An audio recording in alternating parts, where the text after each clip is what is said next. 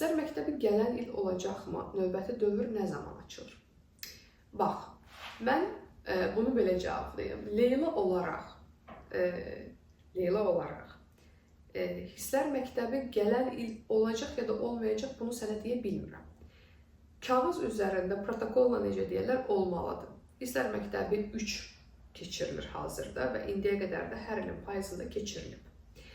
İş orasındadır ki, bu kağızda belə görünsə də, realda da belə olsa da, mən bilmirəm növbəti payızda nə olacaq.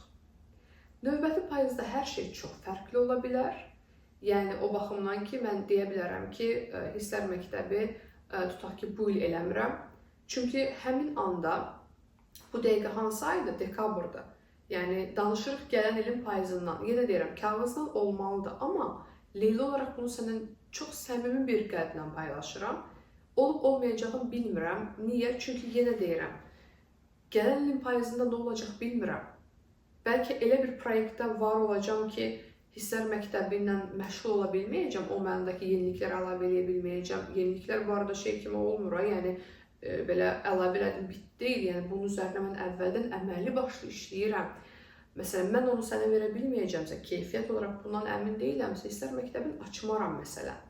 Bu ola bilərmi görəsən? Yəni, qeyri-müəyyənlikdir mənim üçün. Kağızda olacaq deyə bilirəm, amma realda ola biləcəkmi hisslər məktəbi 4 gələn il üçün bilmirəm. Və bunu sənə çox açıq və səmimi bir yerdən paylaşıram. Budur yəni. Amma nə edəcəm, nə dəqiqdir? Növbəti hisslər məktəbinə qədər fərq yoxdur, bu payızdadır və yaxud da olacaq, olmayacaq, bunu bilmirəm. Amma hər ehtimala qarşı bir listim var.